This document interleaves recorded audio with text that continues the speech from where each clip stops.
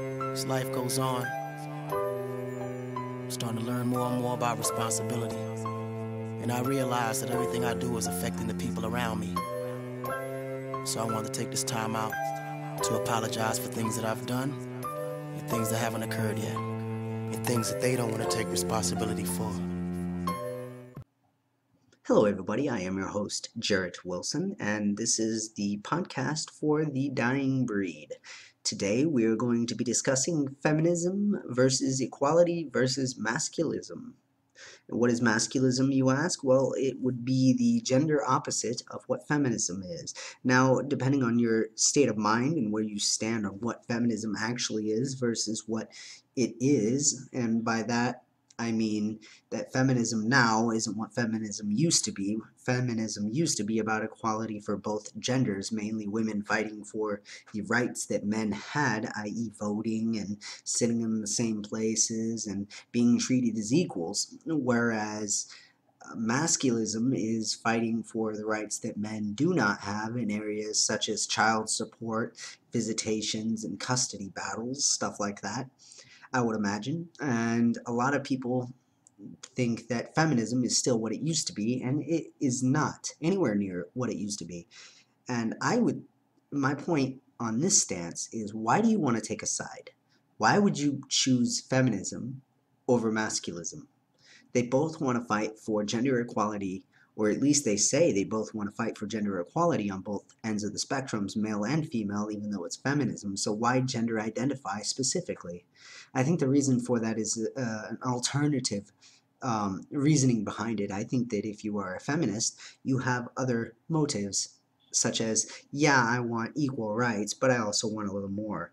And a masculist, I would imagine, would be the same thing. Well, I'm fighting for male rights, but I think we should have a little more rights here. And instead, why not become an equalitarian or a humanist, someone who likes equal rights? Why not call yourself an equal rights activist rather than a feminist or a masculist?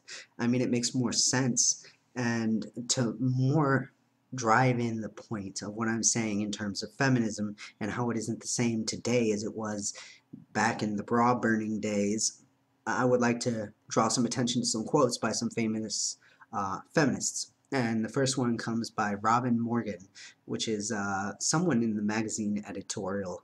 And she has this to say: I feel that man-hating is an honorable and viable political act, and that the oppressed have a right to class hatred against the class that is oppressing them. The next one comes by Valerie Solanas. To call a man an animal is to flatter him. He is a machine, a walking dildo. Now that is very unpleasant. I take some offense with that. The next one comes to us from Andrea Dworkin. Dworkin? I want to see a man beaten to a bloody pulp with a high heel shoved in his mouth like an apple in the mouth of a pig. And this last one, Susan Brown Miller, comes this sweet little comment. Rape is nothing more or less than a conscious process of intimidation by which all men keep all women in a state of fear. That is interesting. So instead of picking a side, why don't you pick the middle ground, which is very popular in Buddhist philosophy, which is, I don't want to be rich, I don't want to be poor, I want to be happy. I want to be at the point in my life where I can pay my bills, but I don't have too much.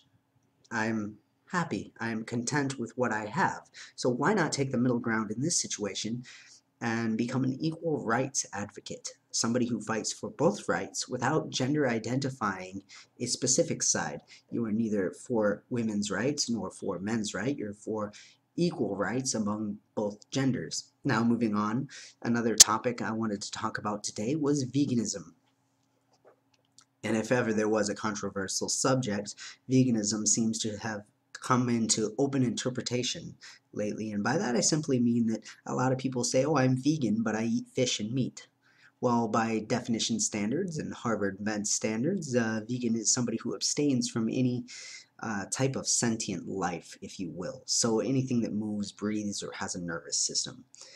And that is the definition of veganism by Harvard Med standards. And that's the definition by which I live my life. I abstain from harming any and all sentient beings. But of course, veganism is a hot topic issue among many people who want it to be open to interpretation. They say, well, I want to be vegan, but I don't want to do what is necessary to be one, so I'm going to be a flexitarian. I'm going to be vegan on these days, but not on these days.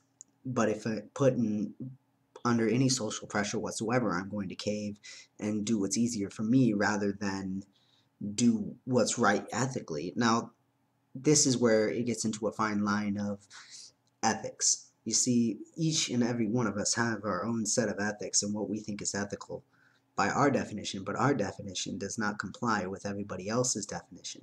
The head of the Order of Assassins once said that absolute truth lies within one's perception, and when taken away from said perception, falls completely apart. Now, what he was saying is that your reality of what things are and how they work relies on your perception. When taken out of your perception, someone else might not see it that way. I like veganism. I think personally it's the best lifestyle choice you can possibly make for your health, for the environment, for the animals, and just to be a better person.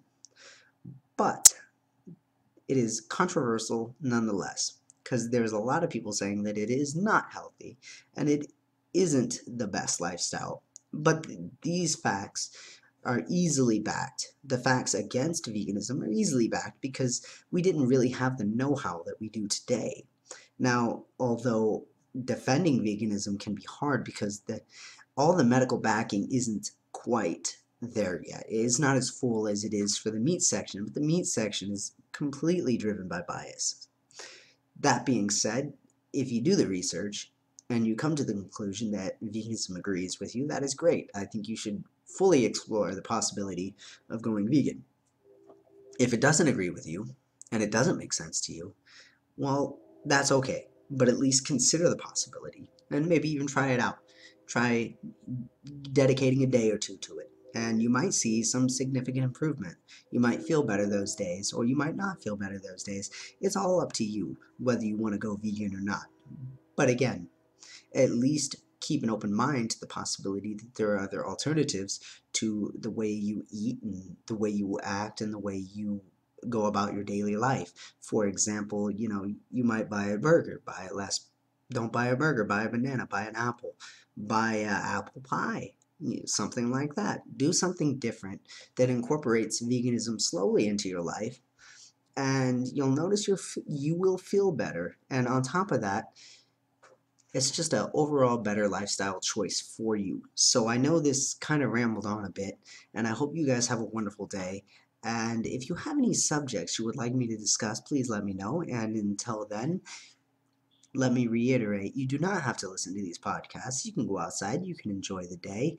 But if you are listening, that's fantastic, and I welcome you to what I hope is a mind-opening series of podcasts. So have a wonderful day, and if I see you tomorrow, that's fantastic. If not, I hope you learned something.